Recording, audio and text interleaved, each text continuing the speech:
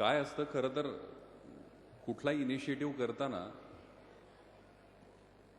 त्याच्या संकल्पनेपासून ते प्रत्यक्षात उतरवण्यापर्यंत एक मोठा प्रवास असतो आणि 8 दिवसांचा असा महोत्सव तुमच्यापर्यंत घेऊन येणं ही अतिशय कष्टप्रद गोष्ट असते आणि त्यासाठी आमची सगळी सकाळची टीम त्यानंतर शिवाजी विद्यापीठाची सगळी टीम आम्हाला अतिशय सतर्कतेनं कायमच मदत करत असते आणि प्रेरणा देत असते जेणेकरून उत्तम उत्तम वक्त्यांशी आपण या ठिकाणी संवाद साधू शकतो। त्या प्रत्येकाचं ध्येय तुम्ही आजपर्यंत ऐकत आलेला आहात। आज 2 अशीच व्यक्तिमत्व आज इथे येत आहेत आणि ज्यांची ध्येय आपण ऐकणार आहोत, ज्यांची उद्दिष्ट आपण बघणार आहोत।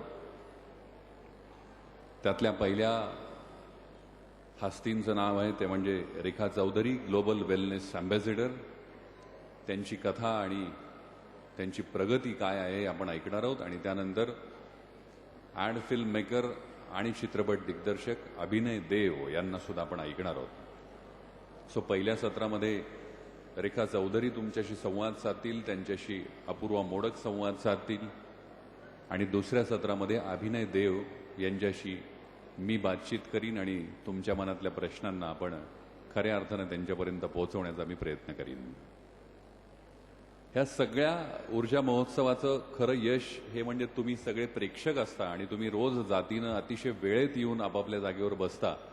यासाठी तुम्ही एकदा तुमच्या जोरदार टाळ्या ऐकू देत मला आजच्या पहिल्या दिवसाच्या, पहिल्या सत्राच्या शेवटच्या दिवसाच्या। तुमच्याबरोबरच ज्या असंख्य आमच्या सहकाऱ्यांनी आम्हाला साथ दिली, अतिशय मोलाची साथ दिली असं म्हणायला हरकत नाही, त्या प्रायोजकांचे सुद्धा आपण आभार मानायला हवे। ऊर्जाचे मुख्य प्रायोजक वेदार्जुन इन्फ्रास्ट्रक्चर प्रायव्हेट लिमिटेड, त्यांच्याविषयी अगदी मी थोडक्यात मला सांगायला नक्की आवडेल की कोल्हापूरमध्ये अतिशय कमीत कमी वेळेमध्ये ज्यांनी त्यांची घरं घेऊन तुम्हा प्रत्येकाच्या मनामध्ये एक वेगळं घर निर्माण केलं, असं हे ब्रँड आहे, असं हे नाव आहे असं म्हणायला हरकत नाही। त्यांच्या उत्कृष्ट क्वालिटीविषयी, त्यांच्या उत्तम डिझाईन घरांविषयी आणि प्रत्येकाला उत्तम जीवनशैली बहाल करणाऱ्या घर देण्याविषयी आम्हा प्रत्येकाला अतिशय अभिमान आहे आणि त्यांना जोरदार टाळ्यांनी आपण शुभेच्छा देऊया की इथून पुढच्या काळात पण ते असेच उत्तम प्रोजेक्ट्स निर्माण करत राहतील। त्यानंतर आमचे युनिव्हर्सल लँडमार्क्स ग्रुप, पुण्याचा जरी ब्रँड असला तरी आपल्या शिरवळमध्ये आणि कोकणामध्ये त्यांचे अतिशय उत्तम सेकंड होम्स आहेत आणि त्याच्या अधिक माहितीसाठी तुम्ही त्यांच्या वेबसाईटवर नक्की लॉग इन करा आणि तुम्हाला लक्षात येईल की खरंच अतिशय वेगळ्या धर्तीचं काम करणारा हा ब्रँड आहे जो तुमच्यापर्यंत आज ऊर्जा पोहोचवण्यासाठी तुमच्याबरोबर अतिशय खांद्याला खांदा लावून लढतोय आणि तुम्हाला प्रत्येक वक्त्याला इथे आणण्यामध्ये त्यांचा सुद्धा फार मोठा सहभाग आहे असं म्हणायला हरकत नाही। सोबत त्यांचे सुद्धा आभार। यानंतर star drinking water Sanjay Ghodawat group यांचे सुद्धा आम्ही विशेष आभार मानतो, कारण अतिशय उत्तम दर्जेदार शिक्षण घराघरामध्ये पोहोचवण्यासाठी, तुमच्यापर्यंत पोहोचवण्यासाठी ते अतिशय हिरिरीनं जिद्दीनं कार्यरत आहेत असं म्हणायला हरकत नाही। आणि त्यांच्या इतर प्रॉडक्ट्स विषयी सुद्धा तुम्हाला माहिती आहे, त्यातलं ड्रिंकिंग मिनरल वॉटर इथे आपण रोज बघतो आणि आपल्या घराघरांमध्ये आपल्याला ह्या सगळ्या प्रॉडक्ट्सचा लाभ घेता येतो, त्यांचे सुद्धा विशेष आभार। मार्वलस इंजिनियर्स हा जो ब्रँड आहे, जो खऱ्या अर्थानं 25 वर्ष ज्यांनी पूर्ण केली,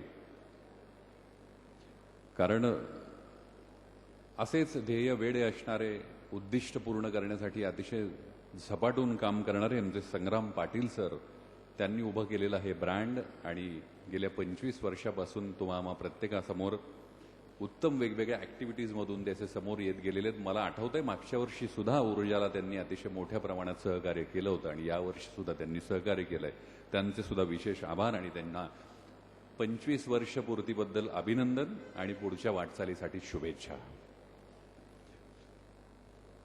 CMM अरेना फर्निचर क्षेत्रातील अतिशय मोठं नाव, भारतातील नावाजलेलं नाव आणि कोल्हापूर येथील त्यांचं 11वं शोरूम उदयनगर स्टेट बँकेसमोर नुकतंच सुरू झालेलं आहे। तिथे नक्की तुम्ही जा आणि आवर्जून त्यांना भेट द्या, त्यांचे सुद्धा विशेष आभार या ठिकाणी मी व्यक्त करतो. नेक्सा, तुम्ही इकडे बघत असाल की त्या चारचाकी प्रत्येकाला खुणावणाऱ्या अशा त्या कार्स आणि करवीर नगरीमध्ये त्यांनी शोरूम सुरू केलं आणि अतिशय ट्रस्टेड ब्रँड म्हणून तुम्हा सर्वांना माहिती असलेला तो ब्रँड आहे. सो सगळ्यांनी एकदा मला वाटतं हॉटेल ओपेल जवळ असणाऱ्या त्यांच्या शोरूमला व्हिजिट करायला हरकत नाही आणि एकदा त्यांचा वेग तपासून पाहायला हरकत नाही. सो टेस्ट ड्राईव्हला नक्की जा. त्यांचे सुद्धा विशेष आभार. येणाऱ्या प्रत्येक पाहुण्यांना अतिशय उत्तम पद्धतीनं आदरातिथ्य करणारं नाव म्हणजे सयाजी हॉटेल. अतिशय दर्जेदार या हॉटेलची निर्मिती सयाजी या ब्रँडनी केलेली आहे आणि करवीर नगरीच्या किंवा कोल्हापूरच्या शिरपेजात आणखी एक मानाचा तुरा असं म्हणायला हरकत नाही. म्हणून सयाजीचा उल्लेख मला करायला नक्की आवडेल. त्यांचे सुद्धा विशेष आभार. आमचे बँकिंग पार्टनर युनियन बँक, त्यांच्याविषयी तुम्हाला प्रत्येकाला माहिती आहे. असंख्य वर्षांपासून अर्थसेवेमध्ये उत्तम काम करणारी बँक म्हणून युनियन बँक सर्वांना परिचित आहे. त्यांना सुद्धा विशेष आभार. आणि श्री तेज घाडगे, डायरेक्टर घाडगे ग्रुप, यांचे सुद्धा मी विशेष आभार व्यक्त करतो. कारण प्रत्येक गोष्टीबद्दल त्यांनी आम्हाला येण्या जाण्यासाठी लागणारी जी व्यवस्था असते किंवा पाहुण्यांची व्यवस्था करण्यासाठी जी जी गरज असते ते प्रत्येक गरज त्यांनी पूर्ण करण्यासाठी आम्हाला मदत केली. त्यांचे सुद्धा विशेष आभार. सो हे होते आमचे सर्व प्रायोजक. एकदा जोरदार टाळ्या वाजल्या पाहिजेत त्यांच्यासाठी, जेणेकरून ऊर्जा ही आज शेवटच्या दिवशी जरी फक्त व्यासपीठावरून किंवा रंगमंचावरून तुमच्यापर्यंत येण्याचं आजचा शेवटचा दिवस असला तरी तो कायम सातत्यानं ती ऊर्जा तुमच्यापर्यंत पुढच्या वर्षीपर्यंत राहणार आहे. एवढ्या असंख्य दिग्गज लोकांशी आपण संवाद साधला आणि आज हा खरं तर शेवटचा दिवस आहे. मला वाटतं काही क्षणातच आपले दोन्ही प्रमुख उपस्थिती असणारे दोन अतिशय ध्येयवादी व्यक्तिमत्व या ठिकाणी पोहोचतील आणि त्यांच्याशी आपण हा संवाद सुरू करूया. जर रेखाताई इकडे आल्या असतील तर मला कळू शकेल, आपण सुरू करू शकू. आज 2 सत्र होणार आहेत मला माहिती आहे, त्यामुळे फारसा वेळ मधला जाऊ नये म्हणून मी सुरुवातीलाच आमच्या सर्व सन्माननीय प्रायोजकांची नोंद किंवा दखल या ठिकाणी घेणं क्रमप्राप्त समजलं. कारण मध्यंतर असा कुठला नसून पहिल्या सत्रानंतर आपण लगेचच दुसऱ्या सत्राकडे वळणार आहोत आणि अभिनय देव यांच्याशी गप्पा मारणार आहोत.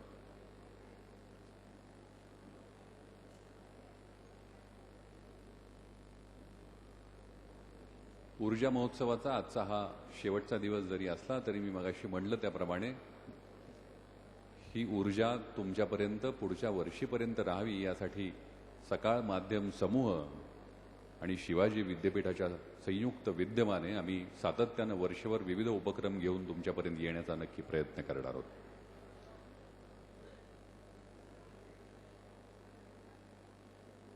काही क्षणात, काही सेकंदात, पुढच्या काही मिनिटांमध्ये आपण आजच्या पहिल्या सत्राला सुरुवात करणार आहोत. पहिल्या सत्रामध्ये उशिरा येणाऱ्या माझ्या मित्रमैत्रिणींसाठी किंवा प्रेक्षकांसाठी परत एकदा रिपीट करतो. पहिल्या सत्रामध्ये रेखा चौधरी, ग्लोबल वेलनेस अँबॅसेडर, यांच्याशी आपण संवाद साधणार आहोत. त्यांच्याशी संवाद साधण्यासाठी आज आपल्यामध्ये उपस्थित आहेत मुलाखतकार अपूर्वा मोडक. ते सत्र संपल्यानंतर दुसऱ्या सत्रामध्ये आपल्याशी संवाद साधण्यासाठी येणार आहेत ॲड फिल्म मेकर आणि फिल्म डिरेक्टर श्री अभिनय देव. त्यांचं सुद्धा कोल्हापूरशी अतिशय वेगळं आणि वैशिष्ट्यपूर्ण असं नातं आहे, त्यामुळे ते अतिशय अधिकारवाणीनं आणि हक्कानं तुमच्याशी संवाद साधतील. आणि मी आहेच आहे तुमच्या मनातले प्रश्न त्यांच्याशी बोलीन जे कोल्हापूरशी निगडीत का आहेत आणि त्याची कारण मीमांसा करण्यासाठी. कारण काही अतिशय रंजक असे प्रश्न आहेत जे तुम्हाला ते सांगणार आहेत आणि उत्तर देणार. त्यांचं आगमन इथे झालंय. अच्छा, मी म्हटलं तसं की ऊर्जा महोत्सवामध्ये आपण गेल्या 5-6-7 दिवसांपासून अतिशय प्रेरणादायी वक्त्यांना या ठिकाणी ऐकतोय, त्यांच्याशी गप्पा मारतोय, त्यांची कथा जाणून घेतोय. आजचे दोन्ही वक्ते इथे उपस्थित आहेत आणि मला वाटतं आपण पहिल्या सत्राला सुरुवात करायला हरकत नाहीये. आजच्या पहिल्या सत्रासाठी तुमच्याशी संवाद साधण्यासाठी इथे आलेले आहेत. मी त्यांना आमंत्रित करतो. रेखा चौधरी यांना, ग्लोबल वेलनेस अँबॅसेडर, प्लीज.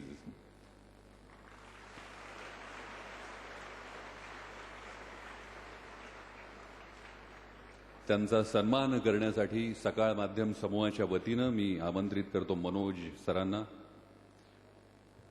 आणि शिवाजी विद्यापीठाच्या वतीनं श्री VN शिंदे सरांना मी आमंत्रित करतो. आपण रेखा चौधरी यांना आपल्या रोजच्या प्रथेप्रमाणे सन्मान चिन्ह, पुष्पगुच्छ आणि शॉल देऊन त्यांचा सन्मान करूया, त्यांचा सत्कार करूया. सकाळच्या वतीनं श्री मनोज सरांना मी विनंती करतो की त्यांनी सन्मानित करावं.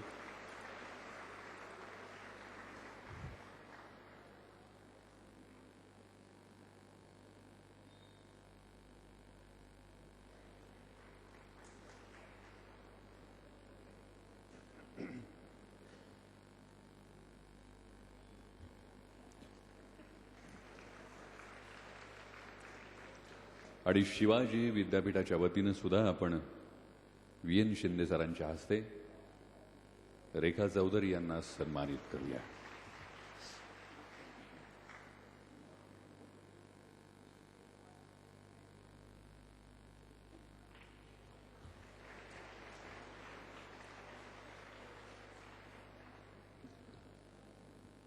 मान्यवरांचे आभार. आपण मला वाटतं पहिल्या सत्राला सुरुवात करायला हरकत नाहीये.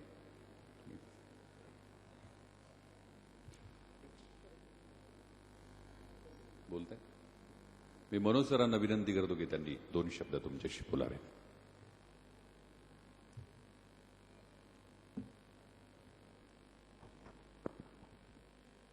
नमस्कार. मी 1-2 मिनिटातच, आपण कार्यक्रमाला उत्सुक आहात मी जाणतोच. जो दिवस यायला नको हवा होता असा हा दिवस आज नाईलाजानं आलाय. म्हणजे हा जो कार्यक्रम आहे, जी कार्यक्रमाची मालिका आहे, ही संपायलाच नको वाटत होती आपल्याला. म्हणजे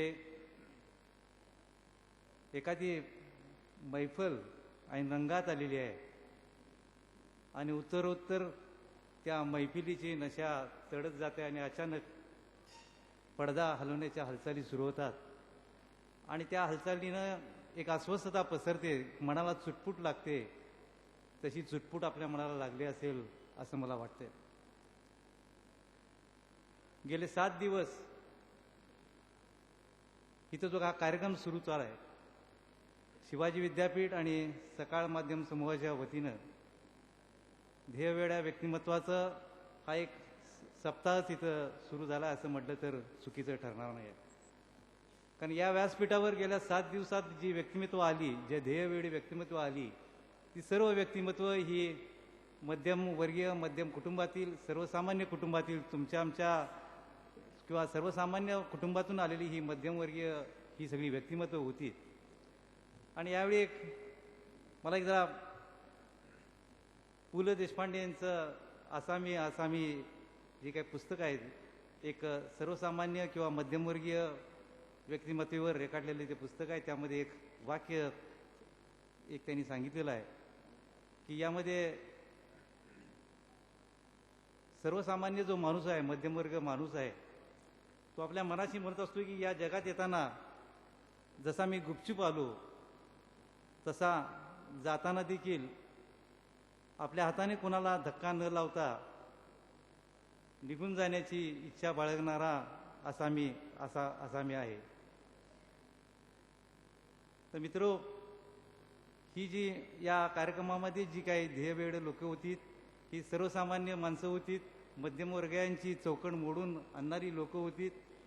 आणि या वातावरणामध्ये जी काही ऊर्जा पसरलेली आहे, ती ऊर्जा आपल्यापर्यंत आली असे ऊर्जा बाबतीत ऊर्जेची अशी निश्चित अशी व्याख्या करता येत नाही, तरी पण ऊर्जेच्या बाबतीत असं म्हटलं जाते की एनर्जी और ऊर्जा कॅन बी ट्रान्सफर्ड और इट कॅन बी कन्व्हर्टेड. आणि मला खात्री आहे की आपल्यापर्यंत ही ऊर्जा निश्चित ही पोचली असेल. आणि शेवटचा मुद्दा म्हणजे आजच्या या कार्यक्रमात, या सगळ्या 7 दिवसाच्या कार्यक्रमातनं एक मेसेज जो आहे, तो मेसेज जो सांगत असताना मला टाईम मॅनेजमेंटचे जे एक्सपर्ट आहेत एडविन सी ब्लीज यांनी एक सांगितले की यश आणि अपयश, यश कशाला म्हणायचं आणि अपयश कशाला म्हणायचं, तर त्यांनी सांगितलं की यशस्वी होणं याचा अर्थ कधीही अपयश न मिळणं असा नाही आहे. यशस्वी होणं याचा अर्थ कधीही अपयश न मिळणं असा नाही आहे, तर अंतिम ध्येय गाठणं आहे. जे प्रत्येक लढाई जिंकायला पाहिजे याचा अर्थ प्रत्येक लढाई जिंकायला पाहिजे असा नाही, तर युद्ध जिंकणं महत्त्वाचं आहे. Ultimately winning the war is important, not every battle. तर या कार्यक्रमाला आपण आलात, प्रेक्षकांचं सर्वप्रथम मी आभार मानतो. शिवाजी विद्यापीठानं आम्हाला जे काही सहकार्य केलं, शिवाजी विद्यापीठाचं मी सकाळ माध्यम समूहाचे आभार मानतो. आणि विशेष म्हणजे या कार्यक्रमाचं अँकरिंग करणारे योगेश देशपांडे आणि अपूर्वा मोडक. योगेश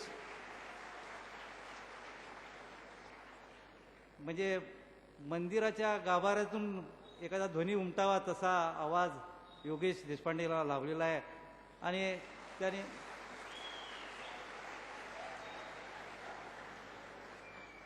सुरुवातीलाच त्यांनी आपली तुलना सचिन तेंडुलकरांशी करण्यास नकार दिला होता, पण मी म्हणतो गेले 7 दिवस त्याने अतिशय दमदारपणे हे व्यासपीठ सांभाळलेलं आहे. द वॉल, राहुल द्रविडसारखे त्यांनी व्यासपीठ हे गेले 7 दिवस सांभाळलेलं आहे. यंग इन्स्पिरेशन नेटवर्क व ईनच्या विद्यार्थ्यांचं मी या निमित्तानं आभार मानतो. आणि सर्वात या कार्यक्रमाला जे प्रायोजक लाभले त्या प्रायोजकांचं आभार मानतो आणि मी माझे 2 शब्द संपवतो. धन्यवाद.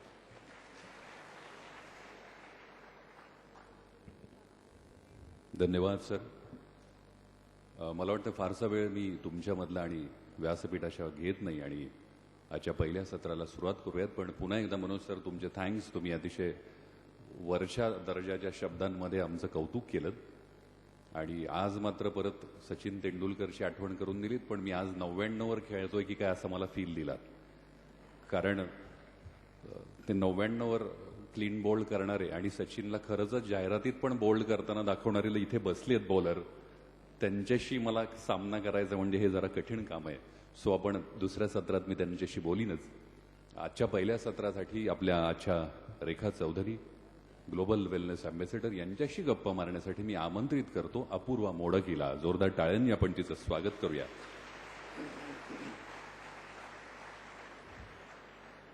आणि याचा कार्यक्रम सुरू करावा असं मी त्यांना रिक्वेस्ट करतो. सो आपण अपूर्वा,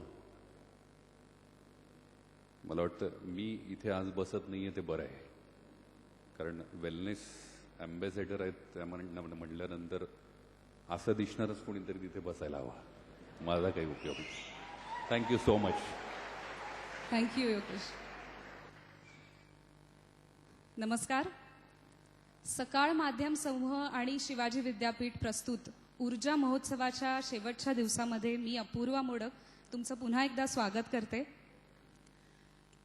मागचे 6-7 दिवस आपण खूप वेगवेगळ्या मान्यवरांना इथे भेटलो, त्यांच्याशी संवाद साधला आणि हा संवाद खरंच खूप इन्स्पिरेशनल, मोटिवेशनल होता. आपल्याला एक वेगळी ऊर्जा देऊन जाणारा होता. आज सुद्धा आपल्याबरोबर जे 2 मान्यवर इथे उपस्थित आहेत तेही खूप वेगळ्या फील्डमधले आहेत. त्यांनी खूप वेगळ्या क्षेत्रामध्ये त्यांचा एक वेगळा ठसा उमटवला आहे आणि आपण त्यांच्याशी नक्की संवाद साधणार आहोत.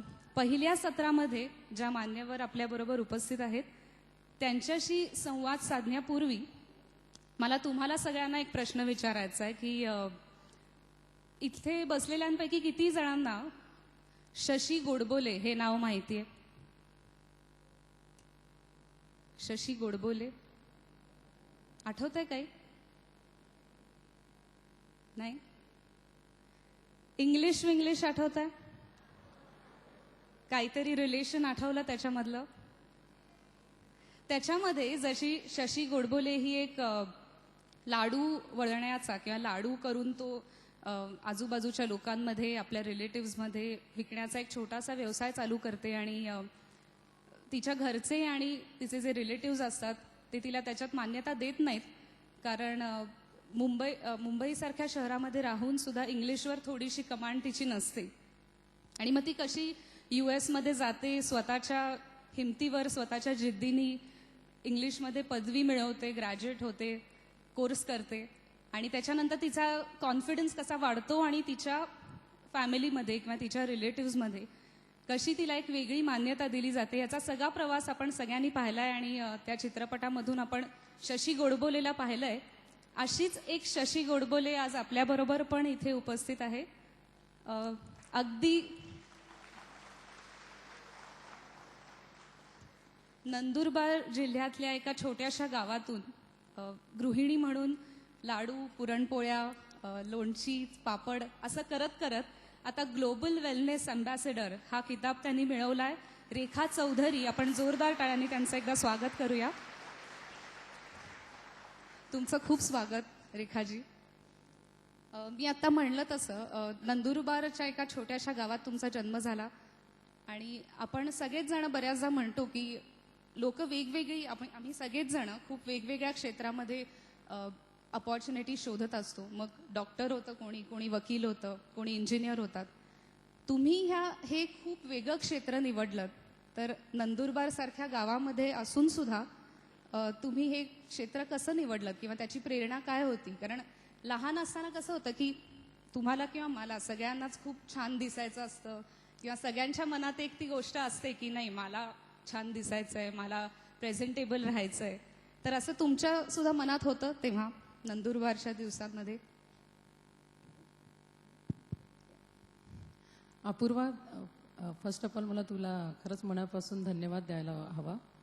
ज्या पद्धतीने तू माझी ओळख करून दिलीस की इंग्लिश त्याचा, आणि ज्या क्षेत्राशी मी आता ज्या क्षेत्रात मी काम करते त्या क्षेत्रामध्ये ह्या गोष्टीला खूप महत्त्व आहे की तुमचं लँग्वेज आणि तुमचं अपिअरन्स आणि तुम्ही कशा पद्धतीने बोलतात, कशा पद्धतीने राहतात. तर जसं तू मगाशी म्हटलीस की नंदुरबार त्यावेळेस जिल्हा नव्हता ज्यावेळेस मी नंदुरबारमध्ये होती. तर छोट्याशा अशा गावातनं आणि आज देशभरात जाणं आणि देशभरात जे काही मी आता माझी वाटचाल करते, तर त्या काळी लहानपणी प्रत्येक इथं बसलेल्या मला वाटतं 90% लोकांना, बऱ्याचशा मुलामुलींना, सगळ्यांनाच वाटत असेल की मी सुंदर दिसावं किंवा मी छान राहावं. आणि आजकाल तर कन्सेप्टच चेंज झालाय, कारण आजकाल आपण बघतो की ग्लोबलायझेशन झालंय आणि टीव्हीमुळे म्हणा किंवा देवसाहेब मान्य करतील की त्यांच्या चित्रपटामुळे, म्हणजे सगळ्यांच्या चित्रपटामुळे म्हणा, आज आपल्या स्वतःच्या आयुष्याकडे बघण्याचा एक दृष्टिकोनच बदललाय. आणि ज्या काळी मी हे सुरुवात केलं, वयाच्या 14व्या वर्षी मी देखील गावामध्ये एक छोटा मेकअप केलेला माझ्या कझिनचा.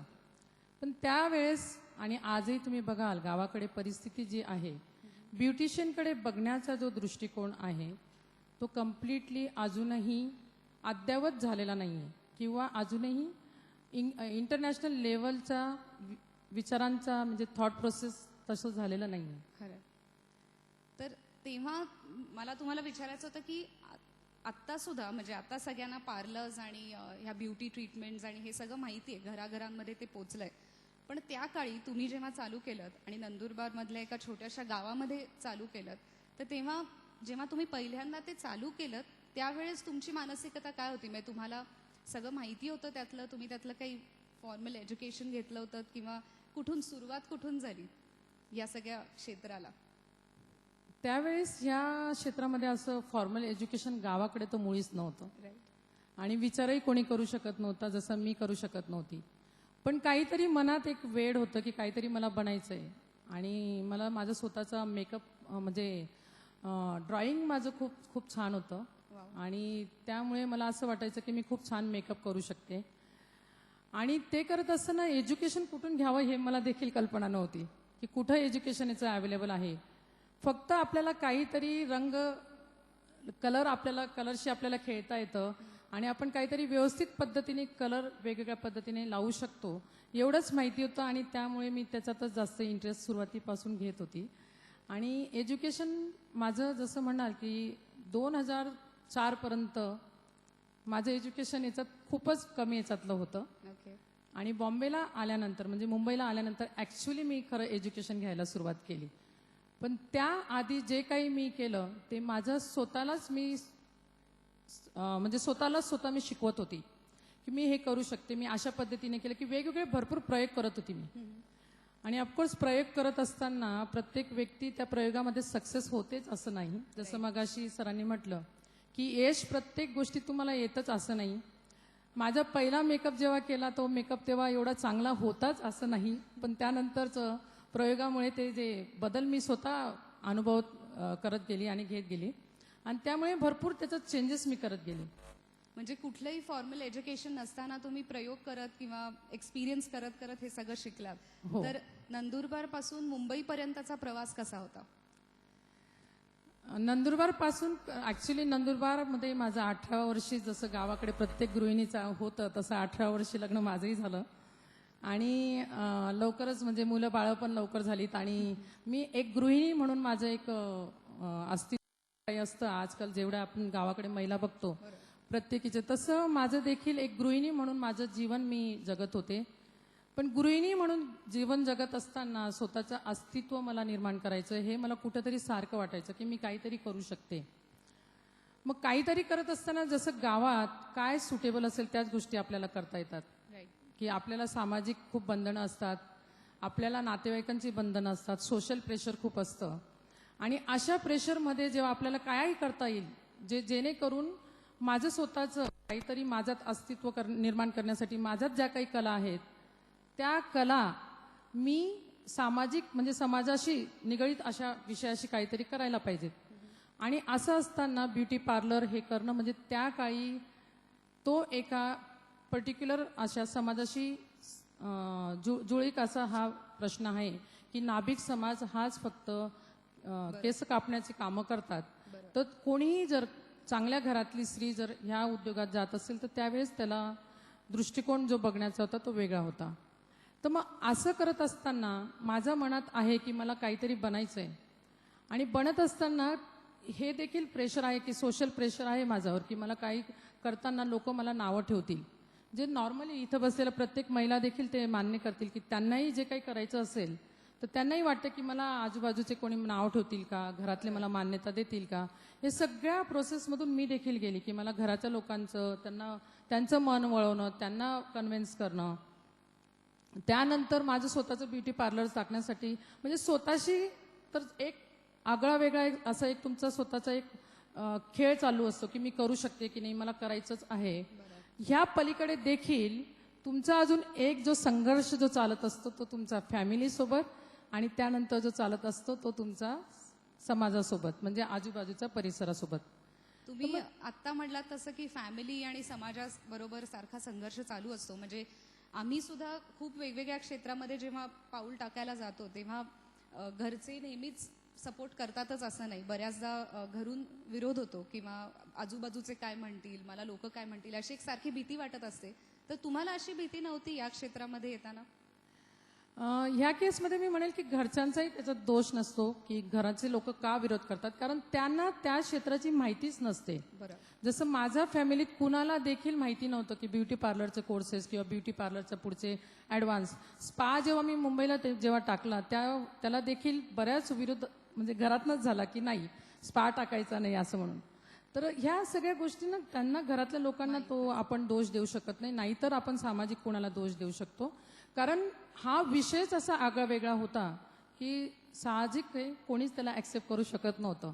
पण ते करत असताना तुम्ही किती क्लीनपणे आणि किती व्यवस्थितपणे तुम्ही काम करू शकतात हा स्वतःवरचा कॉन्फिडन्स बाळगून जर तुम्ही कॉन्फिडंटली तुम्ही जर ते कुठलीही गोष्ट करत असाल तर हळूहळू तुम्हाला त्याच्यात यश येतच. तुम्ही आता म्हणलात तसं की तुम्ही या क्षेत्रामध्ये पदार्पण केलं आणि तुम्ही ठरवलं की मी ह्याच्यामध्येच काहीतरी करणार आहे. तर मुंबईमध्ये आल्यानंतरचं तुमचं लाईफ किंवा तुमचा प्रवास कसा होता? तिथे आल्यानंतर तुम्ही तुमचं सलॉन लगेच चालू केलं किंवा ब्युटी पार्लर चालू केलं किंवा काय, कुठून सुरुवात केली तुम्ही? मुंबईला मी 2000 मध्ये आली. मुलांचं एज्युकेशन, मला 2 मुली आहेत आणि दोघं मुलींचं एज्युकेशनसाठी आली. पण स्वतःचं स्वप्न देखील मी सोबत आणलं, जे गावाकडे बघत होती. गावाकडे जे मला ब्युटी पार्लरचं मध्ये काहीतरी ॲडव्हान्स करायचं आहे, ब्युटीमध्ये मला पुढे काहीतरी नाव कमवायचं आहे, हे एक वेळ होता. आणि त्या काळी कोणीतरी, आज जसं तुम्ही बसला आहात तसं तिकडे पण छोट्या मोठ्या कार्यक्रमाला कोणीतरी यायचं आणि ते येत असताना, त्यांचा कार्यक्रम अटेंड करत असताना मला सारखं वेळ लागायचं की मी त्या स्टेजवर कधी जाईल आणि मी पण असं कधी परफॉर्म करेल, मला पण कधी वेळ मिळेल, कधी चान्स मिळेल माझ्या आयुष्यात. तर हे सगळे स्वप्न माझ्यासोबत मी आणले होते मुंबईला येताना. मग मुंबईला आल्यानंतर मला जे खूप चॅलेंजेस जे आलेत ते होतं लाईफस्टाईल, की एक सिटीमधलं लाईफस्टाईल आणि एक गावाकडचं ह्याच्यात खूप मोठा तफावत आहे. खूप मोठं त्याच्यात तुम्ही म्हणाल की खूप डिस्टन्स आहे.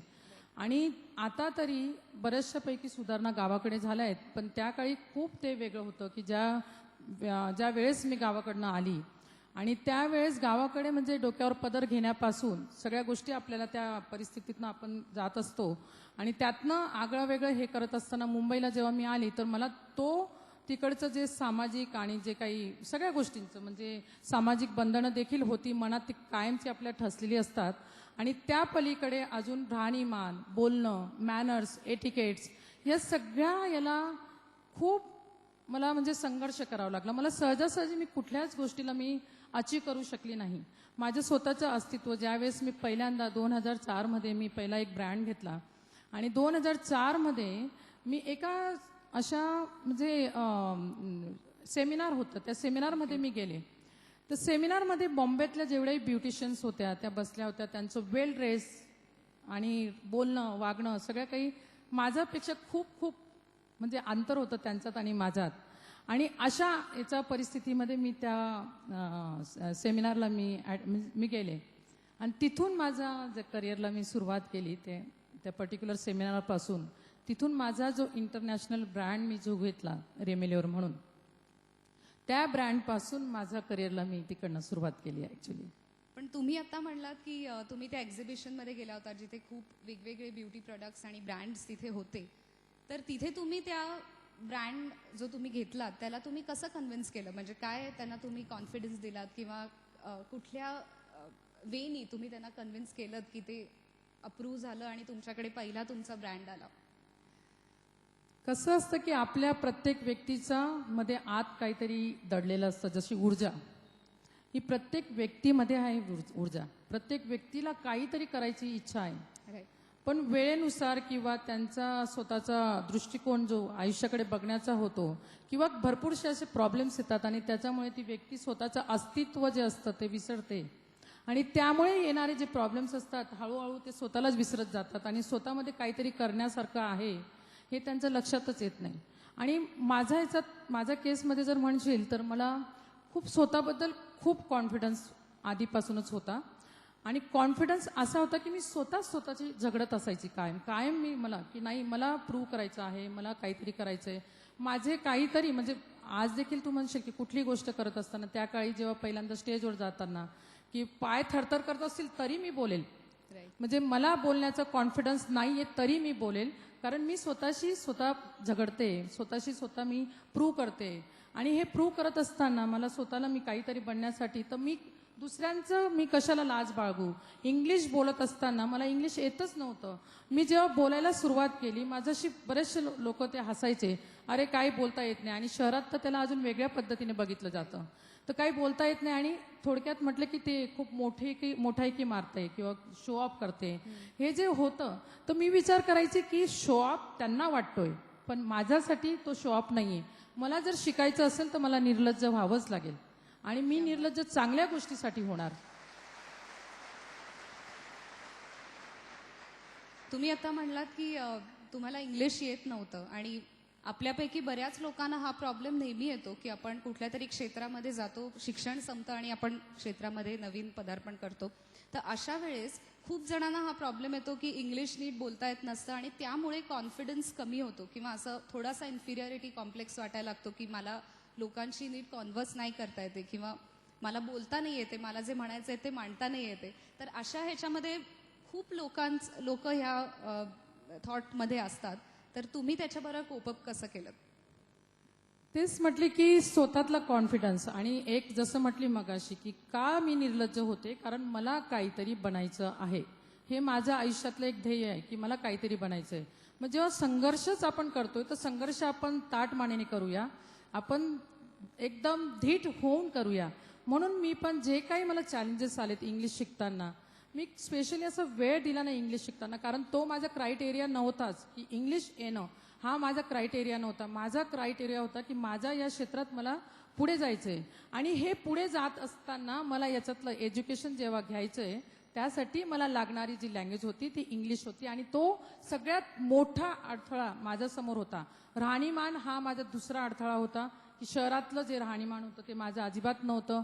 गावाकडे एक साधारण अशी एक स्त्री म्हणून मी आपले जे चूल मूल सांभाळून जे काही कामं केली असतील, सामाजिक कार्य खूप करत होती त्या काळी पण, तर ते करत असताना आणि शहरात आल्यानंतर ह्या गोष्टींना तर सगळ्यात मोठा जो अडथळा आहे, तर एक म्हणतो ना आपण की एक घाव घालूया आणि दोन तुकडे करूया, हे जे आपली जी एक मराठी लोकांची एक मनस्थिती असते की शेवटचा आपण एक घाव घालूया आणि दोन तुकडे करूया. तर मी पण नेहमी हेच विचार करायची की मला जर काही बनायचं असेल तर मी हा लँग्वेज हा बॅरियर कशासाठी माझ्या आयुष्यात आणायचा आणि त्यासाठी मी माझं आयुष्य कशासाठी खराब करायचं. समोरचा व्यक्ती बोलू द्या जे बोलायचं असेल, मला मात्र पुढे जायचं आहे आणि चांगल्या मार्गाने मला पुढे जायचं आहे. तर मी येणारे सगळे अडथळे याच्यातले ते मी पार पाडेल आणि मी पुढे जाईल, एवढंच माझं एक मनात कायम संघर्ष चालू असायचा. क्या बात आहे. तुम्ही मगाशी म्हणलात तसं की तुम्ही त्या एक्झिबिशनमध्ये गेलात आणि तिथल्या त्या ब्रँड तुमच्याकडे आला, पहिला ब्रँड तुमचा होता. तिथपासनं तुम्ही जी तुमची कंपनी चालू केली किंवा तुमचा ब्रँड स्वतःचा चालू केला, तिथपासनं तो प्रवास कसा होता? म्हणजे मध्ये खूप अडथळे आले असतील, नवीन अजून प्रोडक्ट्स तुम्हाला घ्यायचे होते आणि या नवीन इंडस्ट्रीमध्ये तुम्हाला तुमचा ठसा उमटवायचा होता. तर त्या एक ब्रँड किंवा एक प्रॉडक्ट तुमच्याकडे आला, तिथपासनं तुमचा स्वतःचा ब्रँड तुम्ही तयार केलात, तर त्याच्यामधली ती जर्नी कशी होती? जसं मी हे इंटरनॅशनल ब्रँडला अप्रोच करत होती, तर इंटरनॅशनल ब्रँडला अप्रोच करण्यासाठी माझ्याकडे भरपूरशा अशा त्रुटी होत्या, पण त्याबरोबर माझ्याकडे जे होतं माझं स्वतःतलं स्किल होतं, ब्युटीचं जे मला छान चांगल्या प्रकारे येत होतं. आणि हे स्किल दाखवत असताना मी जेव्हा त्या ब्रँडला अप्रोच केला, तर ऑफकोर्स ब्रँडला ज्या पद्धतीने अप्रोच केला गेला तो मी कॉन्फिडंटली तोडक्या मोडक्या इंग्लिशमध्ये त्या फ्रेंच लेडीला मी कन्व्हिन्स करू शकली, तिला सांगितलं. आणि नेमकं तिला त्या पिरियडला स्टेजवर एक मॉडेल लागणार होती, म्हणून तिने मला सांगितलं की तू ह्या पर्टिक्युलर ब्रँडसाठी स्टेजवर मॉडेल हो. आणि तिने ज्या पद्धतीने माझ्यावर त्या प्रोडक्टचं जेव्हा ॲप्लिकेशन केल्यानंतर मी जी रिॲक्शन दिली ती रिॲक्शन माझी अर्थात इंग्लिशमध्ये नव्हतीच, हिंदीमध्ये मी ते पूर्ण एक्सप्लेन केलं. हिंदी देखील माझी व्यवस्थित नव्हती, कारण गावाकडनं मी नुकतेच आलेले होते. आणि त्या लँग्वेजमध्ये जेव्हा मी बोलले, टेक्निकली जे मग वर्ड्स जे वापरले की कशा पद्धतीने याचा माझ्या चेहऱ्यावर मला इफेक्ट वाटतोय किंवा कशा पद्धतीने मला स्वतःला वाटतंय, तर तिथं असलेली जी मुलगी मीडिएटर जी होती तिने तिला एक्सप्लेन केलं. आणि त्यानंतर मी त्या बाईला, जी फ्रेंच लेडी होती, तिला दुसऱ्या दिवशी मी भेटायला 5 स्टार हॉटेलमध्ये पहिल्यांदा पाऊल ठेवलं. आणि मनाची जी घालमेल असते, जे काही असतं की प्रत्येक स्त्रीला वाटेल किंवा प्रत्येक नवीन कुठल्या मुलींना त्यांना देखील वाटेल की काही करत असताना आपण कुठे जातोय तर आपला अप्रोच एकदम त्या आजूबाजूचं वातावरण बघतो शहरातलं, आणि स्पेशली असं 5 स्टार हॉटेलमध्ये आज बघाल तुम्ही, तर ती भीती जी होती, सगळी भीती माझ्या मनात होती, तरी देखील मी गेली, अप्रोच केला. आणि तिथून त्या ब्रँडपासून माझी जी सुरुवात करिअरची झाली. त्यानंतर 2007 2004 ते 2007 पर्यंतचा माझा हा एकटीचाच लढा मी चालू केलेला होता. आणि त्याच्यातनं यश अपयश दोघं येत होतं. त्या पिरियडला देखील मी बऱ्याचशा अशा ब्युटी पार्लर्सला जाऊन व्हिजिट करणं, आणि बॉम्बेत सगळीकडे मी बाईकने फिरत होती. बाईकने जायचा तो? बाईक चालवायची मी, क्या बाईक बात आहे. गावापासून चालवायची. अजूनही तुम्ही बाईकवर फिरता कधी कधी? आता थोडं मुश्किल झालंय, पण तरी गावाकडे आता मागेच मी 8 दिवसा म्हणजे 1 महिन्यापूर्वी गेलेली, आणि त्यावेळेस मी गाडी चालवली पुन्हा, बाईक पुन्हा चालवली. तो छंदच आहे. तर बाईकने मला जाण्याचं उद्दिष्ट असं, आणि मी बऱ्याचशा ठिकाणी म्हणजे मार्केटिंग जे म्हणतो की मराठी माणसाला आपण एक असतं की मराठी माणसाला मार्केटिंग करता येत नाही, असं बराचसा गैरसमज बऱ्याच लोकांचा असतो. आणि मी जेव्हा हा प्रोडक्ट घेतला तर मला याची मार्केटिंग करण्याची गरज होती. आणि हा ब्रँड मला इंटरनॅशनल ब्रँड त्यावेळेस इवन दो मुंबईतल्या मोठ्या मोठ्या सलूनमध्ये जाऊन जेव्हा सेल करायचं आहे तर मी तेवढी टेक्निकली साऊंड असणं गरजेचं आहे, माझं राहणीमान तेवढं असणं गरजेचं आहे, मी त्यांना कन्व्हिन्स कशी करू शकते, हे सगळ्या गोष्टी माझ्यासोबत होत होत्या. आणि त्यानंतर मी मोठ्या मोठ्या जसे की आज बघाल तर 50 आउटलेट असलेले सलून, ब्युटी सलून किंवा 100 आउटलेट असलेले ब्युटी सलून्स, ह्या मोठ्या मोठ्या सलून्सला मी त्या काळी जाऊन चॅलेंजेस देत होती की तुम्हाला टेक्निकली मी सपोर्ट करू शकते.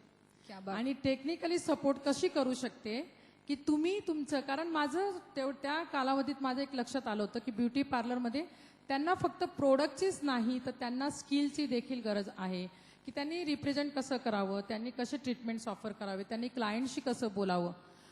मी स्वतः MBA नव्हती पण मी हे सगळं ऑब्झर्वेशन करत होती आणि ऑब्झर्वेशन करत असताना त्यांच्या ज्या त्रुटी होत्या त्यांनाच मी माझे एक स्ट्रॉंग पॉईंट बनवला आणि त्यांनाच मी ते सेल करायला सुरुवात केली. क्या बात आहे.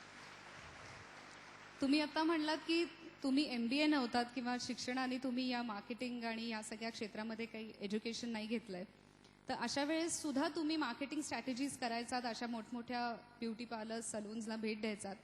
तर असं करत असताना तुम्हाला ती ऊर्जा कुठून मिळाली? म्हणजे मी ॲक्च्युली तुमच्याबद्दल एका ठिकाणी वाचलं होतं की तुमचा आणि तुमच्या वडिलांचा खूप जास्त छान रिलेशन होतं आणि ते तुम्हाला एक चॅलेंज द्यायचे आणि तुम्ही खूप जिद्दीने तो चॅलेंज कम्प्लीट करायचा, तर त्याबद्दल आम्हाला सांगा ना. माझं वडिलांचा माझ्या आयुष्यात खूप मोठा रोल राहिला आहे आणि त्याचं कारण म्हणजे की ते स्वतः खूप एकदम असे धडपड करणारे आणि स्वतः खूप जिद्दी व्यक्ती म्हणून एक स्वतःशी असं जिद्द बाळगून राहणारे असं त्यांचं एक व्यक्तिमत्व आहे. सामाजिक कार्यासाठी त्यांनी स्वतःला झोकून दिलं आणि आजही ते सामाजिक कार्य करतायत. आणि त्यामुळे त्यांचं जे मी बघितलं होतं की गावाकडे आमच्या घरी खूप गर्दी असायची, लोकांची येणं जाणं खूप असायचं आणि त्याच्यामध्ये स्वतःकडे काहीतरी करण्यासाठी कुणालाच वेळ नव्हता. आणि वडिलांनी जे काही चॅलेंजेस की त्यांना ते नेहमी मला म्हणायचे तू बाईक चालवूच शकत नाही, तर मी म्हणायची की नाही मी चालवूनच दाखवेल. तर त्यांच्यातलं जी जिद्द होती तीच जिद्द माझ्यात कळत न कळत आली होती आणि मी अशा प्रत्येक गोष्टींचं त्यांचं ते चॅलेंज घेत होती. आणि त्यांना जेव्हा त्यांनी एक मंत्र दिला होता मुंबईला आल्यावर, कारण मुंबईला येण्याचं कारण असं झालं की त्यांनी आमच्या गावाकडचे काही हुशार मुलं जी होती ते मुंबईला त्यांनी शिकायला ठेवली होती आणि मी गावाकडे माझ्या मुलींचा एज्युकेशनसाठी मी दारोदारी फिरते. मी गावांचं, कारण त्यावेळेस इंग्लिश मिडियमच्या शाळा अशा नव्हत्याच आणि ज्याही काही होत्या त्या काही खूप एकदम ॲडव्हान्स लेवलला नव्हत्या, तर मला इंग्लिश येत नाही, पुन्हा मुलांना इंग्लिशमध्ये शिकवायचं, तर ही खूप माझी जी धडपड चालली होती. म्हणून मी वडिलांनी ज्या मुलांना मुंबईला शिकायला ठेवलं होतं अशा ठिकाणी मी पहिल्यांदा मी नवी मुंबईला त्यावेळेस आली आणि त्यावेळेस जेव्हा मी बघितलं त्यांनी की ते मुलं कसे तिकडे शिकतायत, तर म्हणून मी माझ्या मुलींना देखील मुंबईला आणावं आणि त्यांना देखील चांगलं शिक्षण द्यावं ह्या याच्यामुळे आले. तर म्हणून त्यांचा माझ्या आयुष्यात हा खूप मोठा रोल आहे की त्यांच्यामुळे मी मुंबईत एंट्री करू शकली. मुंबईत आल्यानंतर त्यांनी मला एक मंत्र दिला होता की मी जेव्हा बिझनेसची सुरुवात केली तर ते म्हटले की तू मुंबईत जर जिंकलीस तर तू जगभरात जिंकशील. क्या बात आहे. मुंबईत काम कर आणि काम करत असताना तुझा प्रामाणिकपणा कायम जवळ असू दे, जो गावाकडच्या प्रत्येक व्यक्तीमध्ये असतो. आपण खूप इनोसंट असतो, आपल्याला कुठल्या अशा छलकपटची आपल्याला सवय नसते. बिझनेस मोठे मोठे डेव्हलप करताना जे काही लोक मागे पुढे त्यांचे जे काही कामं करत असतात ती आपल्याला सवय नसते. आपण खूप सरळ मनाने आणि सहजतेने आणि विशेषतः म्हणजे महाराष्ट्रीयन असलो की अजून जास्त सहजतेने आपण भोळ्या मानाने आपण जात असतो.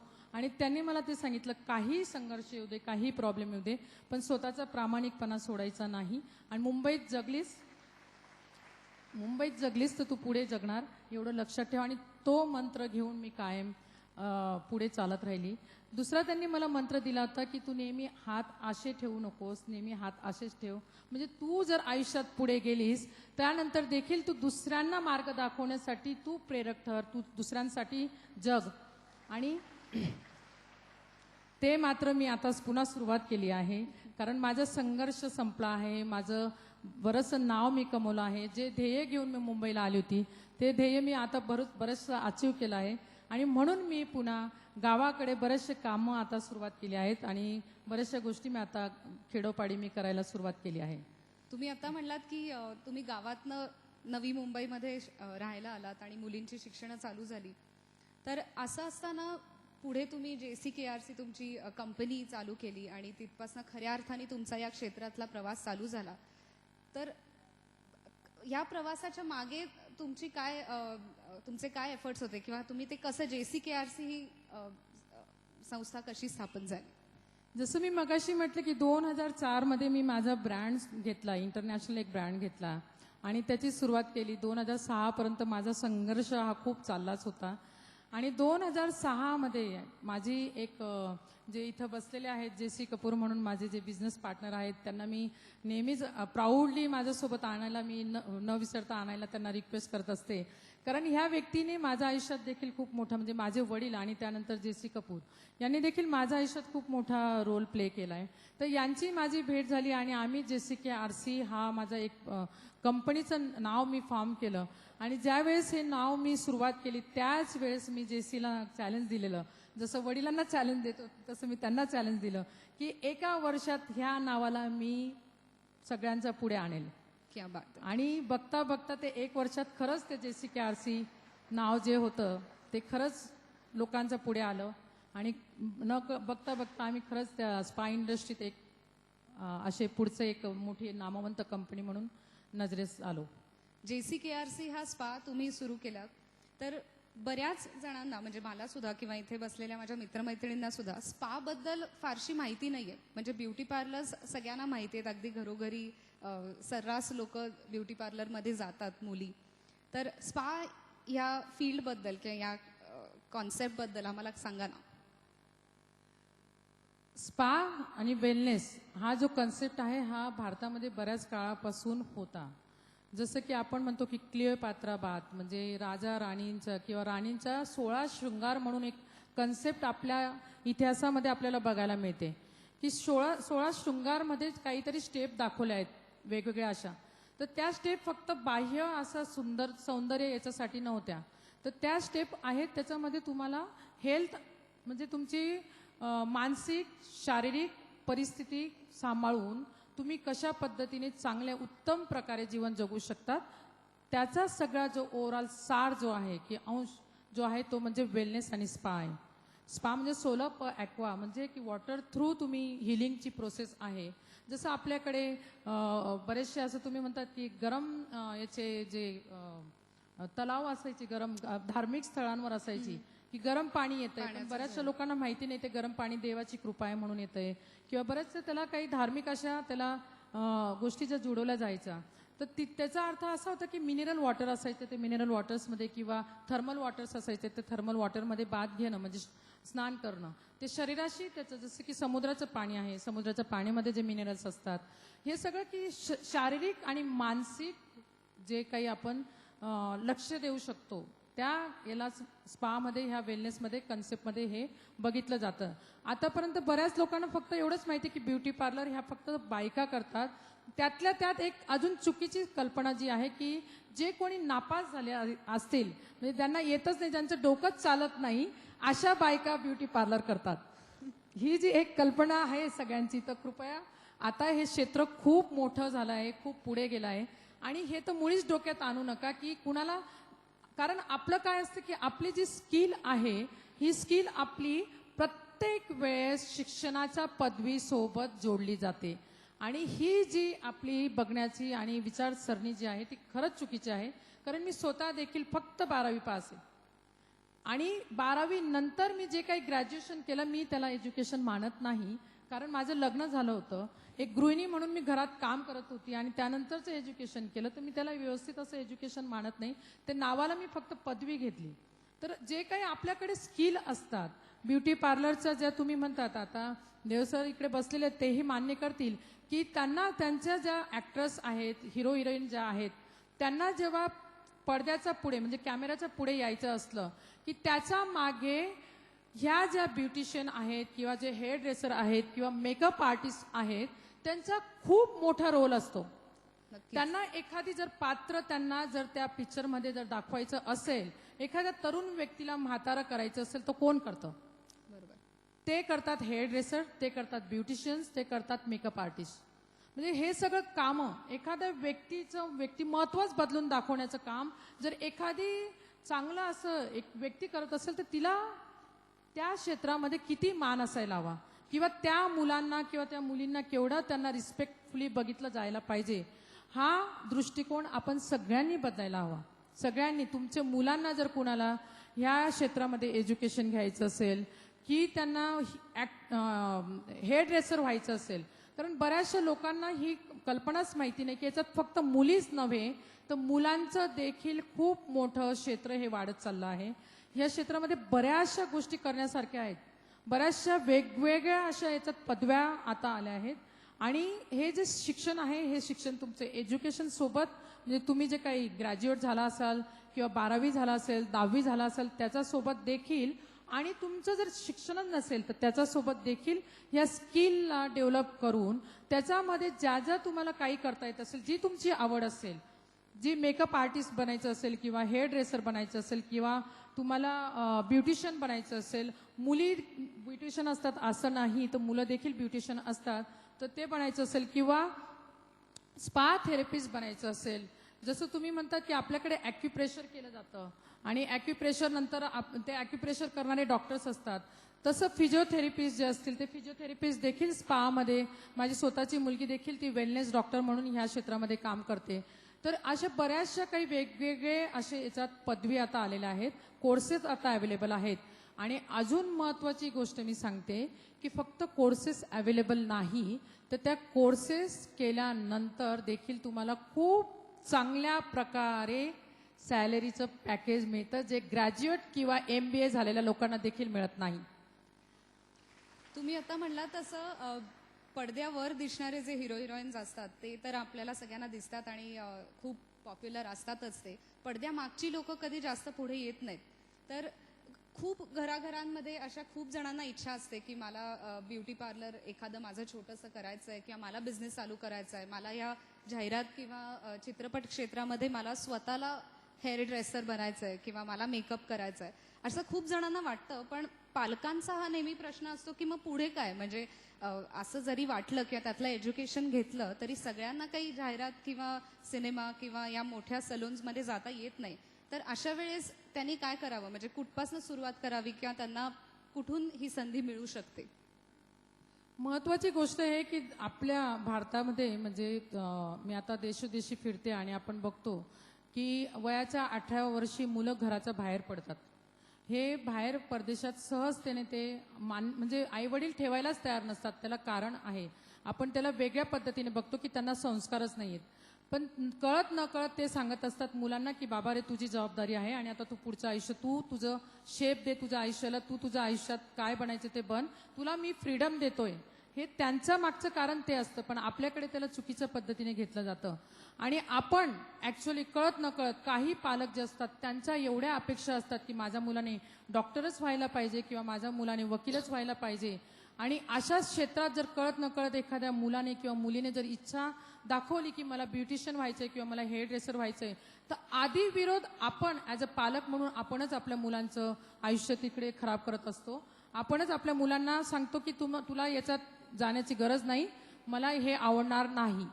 आणि त्यामुळे होतं काय की मी आता ज्या खेडोपाडी मी जे काही कामं सुरू केली तर आम्ही ग्रँड पॅरेंट्स म्हणजे आजोबा आजींपासून तर आई वडिलांपासून त्यांची आम्ही काउन्सिलिंग केलं. त्यांना सांगितलं की हा बिझनेस कुठपर्यंत आहे. माझ्याकडे खूप छान अशा व्हिडिओज आहेत मला दाखवायला, त्या म्हणजे आता आज तर शक्य नाही पण मी नक्कीच तुमचं जे आयोजक आहेत त्यांच्याकडे पाठवेल की कुठल्या पद्धतीने त्या व्हिडिओमध्ये एक ऍक्टरचा चेहऱ्यावर ऍसिड फेकलं गेलं आहे आणि ते पूर्ण बॉडीवर जेव्हा ऍसिड येतं तर फक्त तिकडे सर्जनकडे जाऊन ती प्लॅस्टिक सर्जरी करू शकते असं नव्हे, तर त्याच्यामध्ये न्यूट्रिशन पासून फिजिओथेरपिस्ट पासून ब्युटिशियन पासून सगळ्यांनी रोल प्ले केलेला आहे. आणि ते व्हिडिओ खरंच बघण्यासारखा आहे, प्रत्येक पालकाने बघावा. कारण जे आहे हे खूप खूप पुढे गेलं आहे, याच्यात खूप काही असं करिअर अशी ग्रोथ खूप चांगल्या प्रकारे आहे. आणि आपल्या भारतासाठी हा आत्ताचा जो क्षण आहे, कारण बरेचसे कंट्री याच्यात डेव्हलप झाले आहे. फक्त आता भारत सारखे असे काही मोजके असे देश आहेत की ज्याच्यामध्ये हे क्षेत्र असं पुढे गेलेलं नाहीये. तर ह्या क्षेत्रामध्ये भारतामध्ये आता गोल्डन पिरियड चालला आहे. या क्षेत्रातला, की प्रत्येक पालकाने विचार करायला हवा की आपल्या मुलाने ह्या क्षेत्रात करिअर करायला हवं. शिकलेल्या मुलांनी देखील आणि न शिकलेल्या मुलांनी देखील आणि मुलींनी देखील आणि गृहिणींनी देखील प्रत्येकीने विचार करायला हवा की प्रत्येकीला याच्यामध्ये हा खूप मोठा केक आहे. प्रत्येकीला त्याच्यात स्लाइस मिळणार आहे, म्हणजे छोटा त्यांचा पीस मिळणार आहे. प्रत्येकाला काही ना काही करिअर करण्यासाठी ग्रोथ मिळणार आहे. जसं तू मगाशी म्हटलीस की प्रत्येक जण जाऊन काही शहरात जाऊन काम करणार नाही, काही हरकत नाही. शहरात जाऊन काम करण्याची देखील गरज नाहीये. तुमच्याच गावात तुम्ही राहून देखील भरपूरशा गोष्टी करू शकतात आणि त्याचे कोर्सेस देखील खूप चांगल्या प्रकारे अवेलेबल आहेत. आणि आम्ही खूप लवकरच आता कोल्हापूरमध्ये देखील जॉईंट व्हेंचरने मी इकडे आम्ही ह्या क्षेत्रातलं एज्युकेशन द्यायला सुरुवात करतो आहोत. आणि काही एज्युकेशनचे पॅटर्न्स जे आहेत ते फ्री ऑफ कॉस्ट आम्ही देणार आहोत, जेणेकरून की मुला मुलींना इथलं मी आता इथपर्यंत पोहोचलेच आहे. क्या बात आहे. मी इथपर्यंत पोहोचलेच आहे. मी संयोजकांचे जे आयोजित ज्यांनी केलं आहे त्यांचं देखील मी आभार मानते की मला एवढ्या मोठ्या ग्रुप समोर बोलण्याचा मला तुम्ही जो चान्स दिला. आणि त्यामुळे मी एक डिसिजनच घेऊन आले होते की इकडे काहीतरी द्यावं. जसं म्हटलं की मला काहीतरी आता द्यावंसं वाटतं, तसं माझ्यातली जी काही म्हणजे एज्युकेशनचं मला जे असलेले नॉलेज आहे, अर्थात हे नॉलेज इंटरनॅशनल स्टँडर्डचं नॉलेज आहे आणि हे नॉलेज तुमच्यापर्यंत पोहोचण्याची धडपड आमची आहे. आणि त्यासाठी लवकरच मी ज्या ऋषाली आहेत इकडे आलेल्या त्यांच्यासोबत मी इथं सुरू करते आहे. आणि मगाशी तुमच्या कुलगुरूंशी इकडे विद्यापीठाशी त्यांच्याशी पण मी बोलले की त्यांनाही काही मदत हवी असेल माझी, इकडे कॉलेजमध्ये त्यांना काही कोर्सेस सुरू करायचे असतील ह्या क्षेत्रातले, किंवा काउन्सिलिंग हवी असेल किंवा माहिती हवी असेल, जी तुम्ही फेस टू फेस माहिती तुम्हाला हवी असेल ती देखील मी द्यायला इकडे तयार आहे. तुम्ही आता म्हणलात तसं कोल्हापूरमध्ये तुम्ही नवीन हा उपक्रम सुरू करताय, तर कोल्हापूरवासी आणि आम्ही सगळेच जण त्या संधीचा नक्की फायदा करून घेऊ. मला पुन्हा एकदा विचारायला आवडेल की JCKRC तुम्ही स्पा सेंटर सुरू केलं आणि त्याच्यानंतर करिसा नावाचं एक नवीन स्पा सेंटर सुरू केलं आणि त्याच्या पुढे जाऊन तुम्ही तुमची स्वतःची पेटंट घेतलीत या क्षेत्रामधली. तर ती टेक्नॉलॉजी किंवा ती पेटंट्स घेण्यासाठीचा तुमचा प्रवास कसा होता? कसं होतं की स्पा क्षेत्र हाच 2004 मध्ये खूप नवीन होता. जेव्हा मी सुरुवात केली त्यावेळेस बऱ्याचशा लोकांना खूप गैरसमज होते ना, आजही बऱ्याचशा इथं बसलेल्या बऱ्याचशा मंडळींना देखील गैरसमज असेल की स्पा काहीतरी वेगळा प्रकार आहे किंवा त्याच्यात कारण काय असतं की त्याच्यात बॉडी मसाजेस येतात आणि बॉडी मसाज म्हटलं की काहीतरी वेगळा प्रकार लोकांना त्याच्यात जाणवतं. पण याला आयुर्वेदामध्ये जसं आयुर्वेदा हे आपलं एक खूप मोठी देणगी आपल्याकडे भारताकडे आहे, जे जगभर त्याला खूप मोठा त्याला मान दिला जातो. आणि आपल्याच इथं जेव्हा आपण म्हणतो की आपल्या इथं पिकतं त्यालाच आपल्याला महत्त्व नसतं, तसं आपल्याकडे हे एक कन्सेप्ट ऑलरेडी होती. जशी 16 शृंगार ही आपल्याकडे कन्सेप्ट होती. ज्यावेळेस मी माझ्या बाळाला जन्म दिला त्यावेळेस माझ्या आईने मला गरम रेतीचा याच्यावर मला झोपवायची. मला कळलंच नाही की मला काहीतरी खूप बरं वाटतंय, पण का बरं वाटतंय तिलाही कळायचं नाही. ती म्हणायची मला माझ्या आई वडिलांनी दाखवलं आहे, तेच मी माझ्या आईने शिकवलं होतं मी तिला दाखवते.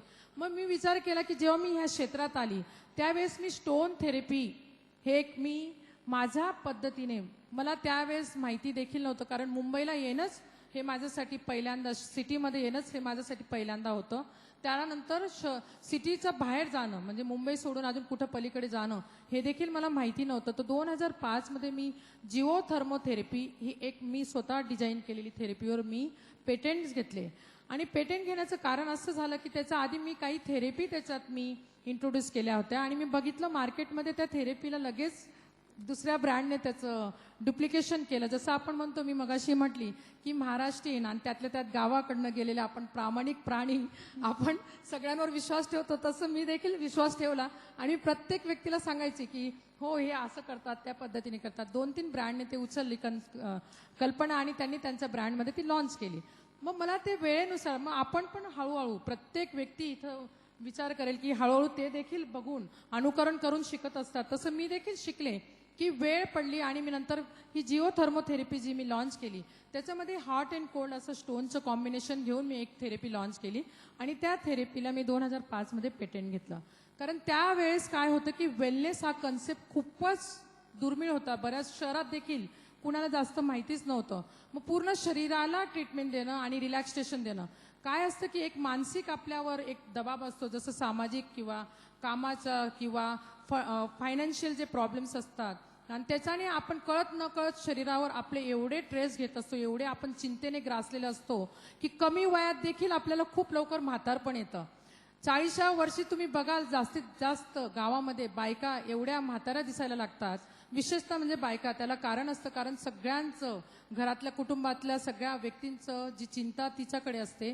जास्तीत जास्त ती स्वतःला झोकून देत असते, स्वतःला विसरलेली असते. आणि तुम्ही बघा तुमच्या आई मुलं असतील इथं बसलेले किंवा पुरुष मंडळी असतील तर तुम्ही बघा तुमच्या बायकांकडे बघण्याचा दृष्टिकोन 40 वर्षात तुम्ही बायकांना बघाल तर त्या एवढ्या याच्यात ग्रासलेल्या असतात आणि वयामानापेक्षा जास्त वयस्कर दिसायला लागतात.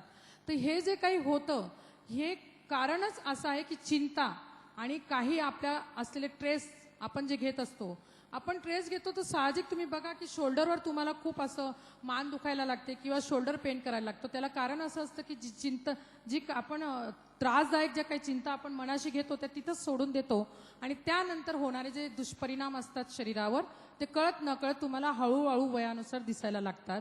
त्याआधी मला फक्त थोडंसं मदर टचचं जे सांगायचं आहे की मदर टचमध्ये फक्त बायकाच गावाकडच्या इन्व्हॉल्व्ह होणार नाहीयेत, तर त्याच्यासोबत जे तरुण मुलं मुली असतील ज्यांना ह्या इंडस्ट्रीमध्ये यायचं असेल त्यांना देखील याच्यामध्ये खूप सायंटिफिकली असं ॲडव्हान्स लेवलचं ही इंडस्ट्री आम्ही उभी करतो आहोत.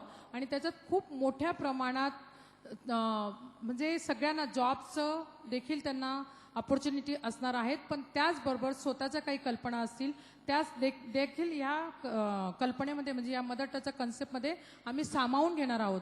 तर त्यासाठी देखील ज्यांना कुणाला ह्या क्षेत्रात यायचं असेल तर त्यांनी देखील पुढे आम्हाला अप्रोच करावा. आणि जरूर मला ह्या ऊर्जासारख्या एवढ्या सुंदर अशा कन्सेप्टसाठी मला इथं बोलवण्यात आलं आणि एवढ्या मोठ्या अशा मॉब समोर मला बोलण्याचा जो चान्स आयोजकांनी दिला आणि खरंच सगळ्यांचे मी आभार मानते मनापासून की सगळ्यांनी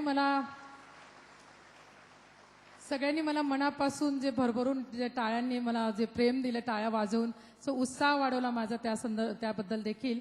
आणि कोल्हापूरमध्ये मी येऊन इथपर्यंत आली म्हणून माझं देखील काहीतरी कर्तृत्व बनतो म्हणून मी देखील जे काही सुरू करते त्या कल्पनेला देखील तुम्ही सगळ्यांनी पाठिंबा द्यावा. आणि आयुष्यात मी जे काही अचिव्हमेंट केली त्याबद्दल मी तुम्हाला जे संदेश देऊ इच्छिते किंवा मेसेज माझ्याकडनं जो मी स्ट्रॉंगली देऊ इच्छिते तो म्हणजे स्वतःशी तुम्ही कधीही हरू नका. स्वतःला तुम्ही ओळखा, तुम्ही काय आहात, तुम्ही काय करू शकतात. समोर किती का शिकलेली व्यक्ती येऊ द्या किंवा कितीही अप टू डेट किंवा कितीही कुठलीही ॲडव्हान्स किंवा मॉडर्न व्यक्ती येऊ द्या, पण तुमचा स्वतःतला कॉन्फिडन्स तुम्ही सोडू नका. तुमच्यातला कॉन्फिडन्स असेल तर तुम्ही जग जिंकाल. स्वतःला ओळखा तर तुम्ही जग जिंकाल. तेवढंच मी माझ्या आयुष्यात करत गेले. क्या बात आहे. रेखा चौधरी यांचा हा सक्सेस मंत्र आपण सगळेजण नक्की लक्षात ठेवू आणि त्याप्रमाणे आपापल्या क्षेत्रामध्ये पुढे जात आपला एक वेगळा ठसा उमटवण्याचा प्रयत्न करूच. पण माझ्यासारखेच इथे बसलेल्या प्रेक्षकांना सुद्धा तुम्हाला काही प्रश्न विचारायचे आहेत, तर कोणाला काही प्रश्न आहेत? नमस्कार मॅडम. नमस्कार. टू कोल्हापूर. पहिली गोष्ट तुम्ही ज्या गोष्टी सांगितल्या, आज देखील ग्रामीण भागामध्ये अशा ज्या आया आहेत ज्या मसाज वगैरे करतात लहान मुलांना शिशु अवस्थेत असताना. थोडं माईक जवळ धरा. आज देखील अशा लेडीज आहेत ज्या लहान मुलांना मसाज वगैरे करतात. पण तुम्ही जे सांगितल्या गोष्टी तिथं त्या पोचलेल्या नाहीत अजून ग्रामीण भागामध्ये, खेडेगावात. कोल्हापूर जिल्ह्यात अशा बऱ्याच महिला आहेत की ज्या करतात. तर त्यांच्यासाठी तुम्ही आता म्हटला कन्सेप्ट, तर ती एकदम एक्सप्लेन करू शकाल का सहजरित्या की आज ज्या महिला आहेत त्यांना असं काहीतरी तुम्ही उपलब्ध करून द्याल व्यवसाय, बिझनेस? हो, मी तेच म्हटले की अशा ज्या बायका असतील त्या ज्या ऑलरेडी मसाज करतायत लहान मुलांना, म्हणजे थोडक्यात म्हणजे दाई ज्या म्हटलं आपण गावाकडे, तर अशाही बायका आणि ज्या करत नसतील किंवा तरुण मुलं मुली ज्यांना करायचं असेल अशाही, म्हणजे दोघांना आम्ही सामावून घेणार आहोत या कन्सेप्टमध्ये. आणि हा कन्सेप्ट खूप मोठ्या प्रमाणात राबवला जाणार आहे. याच्यात एक टेक्नॉलॉजी ड्रिव्हन असं एक कन्सेप्ट याच्या मागे. याच्यात फक्त मसाज करणं हे नव्हे, तर त्याच्या मागे खूप मोठी अशी आम्ही टेक्नॉलॉजी डेव्हलप करतो आहोत. आणि त्याच्यामुळे ह्या ज्या बायका आहेत त्यांना ॲटोमॅटिकली त्यांना तेवढ्या मोठ्या प्रमाणात एक्सपोजर मिळेल आणि तेवढं महत्त्व देखील त्यांना प्राप्त होईल. थँक्यू.